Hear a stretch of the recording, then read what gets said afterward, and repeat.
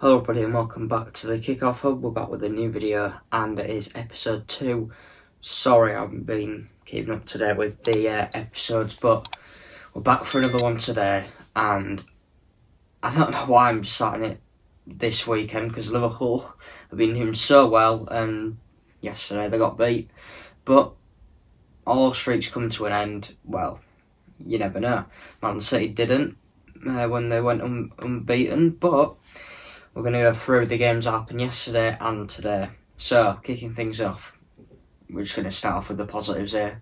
Man United got beat, but I mean, Man United 3-1 against Brentford. I mean, Brentford haven't been doing very well at the minute. Man United won last week against Chelsea. So Man United fans were thinking, we've got a bit of confidence going into the game for next week against Brentford away, a team that's been struggling this season to pick up points, and Man United go to Brentford and struggle to pick up 3 points. Never mind a point. Brentford took all 3. They won 3-1, and yet again Man United losing games that they should be winning. Like Chelsea last week, it was hard to tell because both teams are pretty poor, to be honest with you. But Man United won, so you're thinking, Man United have surely got to win the game against Brentford next week, and then they just go on and get beat. But Brentford, in my opinion, have always been a good side when they've been in the Premier League. They've always been a good side, so credit due there to Brentford as they won 3-1 at home against Manchester United, another team that won 3-1. Brighton Hove Albion beating Chelsea 3-1 now. Like I said, Chelsea have been playing some poor football. I mean, I think they drew against Palace. I think that was the first game that they played, drew against Palace. And then I think they won the week after. And then I actually thought they will be up there for challenging top 4. And they've just gone downhill. I mean, Brentford they drew. Man United got beat. Now Brighton getting beat to Brighton at home. They were 1-0 up as well. But Brighton, you can't rule them out. They're such a good side. Danny Welbeck scoring. I mean, Brighton, Brentford, Bournemouth, 3 Bs. You've also got Palace. You've got Sunderland, who are doing really well at the minute. Like, them teams are doing really well. And you can't take anything away from them. Like, because look at Man United. They're the best team. They're the biggest team in the world and what have you. Yeah, but if you look at the league table, or just in general the Premier League over the last 3 or 4 years, Brighton Hove Albion, Bournemouth and Brentford have been playing better football than Man United. They've been playing better football than Tottenham. It's incredible. Man United and Tottenham, for example, they're classed as a Big 6 side, and they're getting beat to Brentford and Tottenham drawing against Wolves at home. Like, Man United and Tottenham have dipped off over the last 10 years, 5-10 years. And, like, Man United used to be the best team in the world. But now, you've got teams Brighton, Brentford, Bournemouth, Sunderland. They're all better than Man United. And it'd be good to see next week if Sunderland do beat Man United, because Sunderland are playing really well at the minute. But going back onto Brighton's win at Chelsea, I feel like it was a fabulous win for Brighton. Brilliant 3 points, and they'll be happy with it. Obviously, Chelsea away is a hard place to go and win. No question about that. But very good win for Chelsea. Crystal Palace 2, Liverpool 1. Now, I watched the game, and it's probably the worst game I've ever watched Liverpool play. It was this season, should I say. It's the worst 45 minutes I've seen under Arne Slot. We should have been 4-0 down, to be honest. I've got loads of points to go over, which I'll talk about more in another podcast that I'll be doing for next week. But Liverpool getting beat 2-1 against Palace. Palace just deserved this is all I've got to say. Palace deserved the win. They're playing really well at the minute. In my opinion, they're one of the best teams in the league at the minute. And they're unbeaten in 16 games. Like, it's unbelievable. Palace are playing brilliant. They've won Community Shield. They've won the FA Cup. They're third in the league. I'm like, Palace are playing really, really, really well at the minute. And it doesn't seem to be like they're stopping anytime soon. So Palace there, 2-1 win against Liverpool. And like I said, I'll be talking more about that fixture later on next week. Leeds United drawing 2-2 against Bournemouth, which in a game that they were winning 2-1. Leeds were playing absolutely brilliant, according to what I've seen. Bournemouth just got a last-minute winner, which was a beautiful taken goal. But yeah, I didn't see the game, but going on that result, it's a brilliant point for Leeds. It's absolutely brilliant. They haven't been beaten at home since January, I believe. January, February. And I thought it was going to end. Bournemouth playing some good football at the minute. And they're up there for mid-table, maybe even higher Europa League spot. You never know. But Leeds, very good point, and they're doing really well at the minute. I can see them staying up this season. I think the main point of the season for teams that have come up is the start and the end. If you do well at the start and you do well at the end, you're more or less going to stay up. But Leeds, very good point at home. 2-2 against Bournemouth. Man City 5-1 against Burnley. Like, everyone knew that was going to happen. Haaland getting assists, getting man of the match, scoring 2 goals. Mateus Nunes scoring, and 2 own goals for the Burnley defender. Like, Man City, doing really well at the minute. They're starting to pick up form after their Tottenham loss, their Brighton loss. Then they drew against Arsenal last week. Now they've beaten Burnley. It's a sign to other clubs that they are back on track, and a 5-1 win against Burnley does show that. And they're climbing up the league very slowly but surely.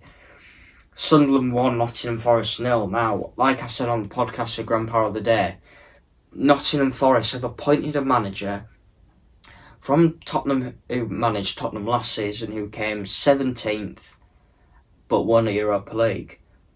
But he didn't do very well at Tottenham the whole time we were there. He didn't do well at all.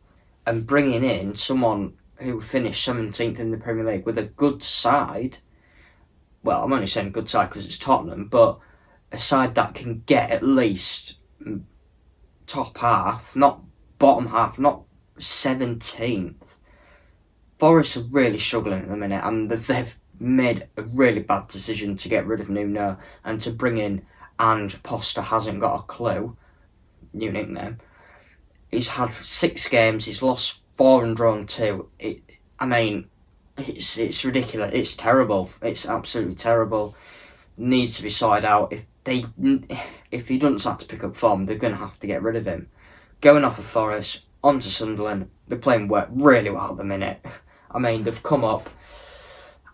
I think I predicted them to just stay up.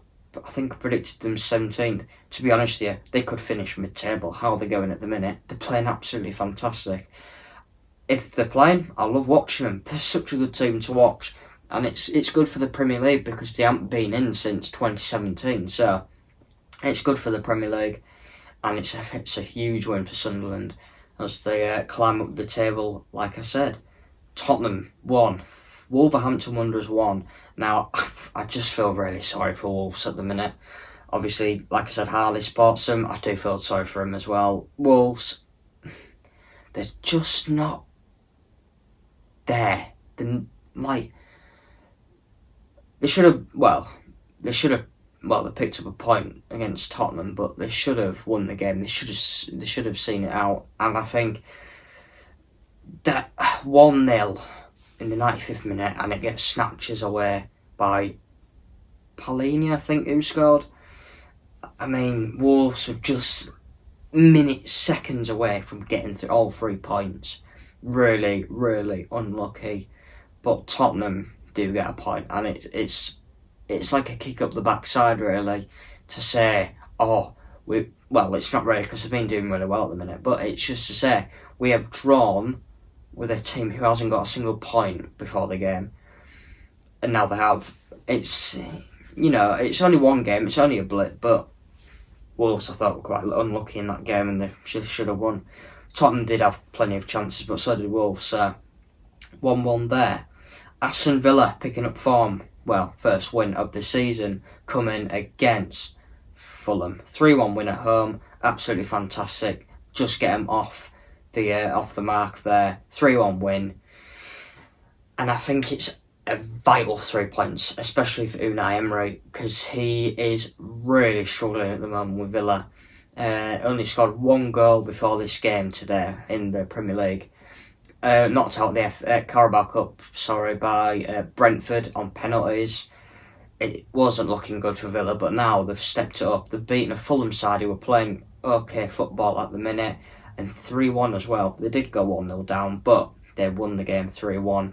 And I think, you know, if Villa if this is a start for Villa, then it's good signs, because that is a vital win, and it's a statement win actually, because Villa are playing very bad at the minute, so it's good that they've won that game 3-1. But Fulham, I think, they're just a good, like again, I've said Bournemouth, Brentford, Brighton, all good teams. Fulham's up there as well, so disappointing for them. They did score first from a corner, so Villa 3-1.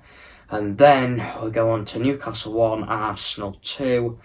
Late win by Arsenal. Gabriel, vital 3 points. They really needed it from where they were 1-0 down and playing not well, should I say. Newcastle had pretty much Arsenal had all the ball, but Newcastle just took the chances away. 1 chance, but Newcastle 1-0 up coming up into the last 15 minutes, and then they just blew it.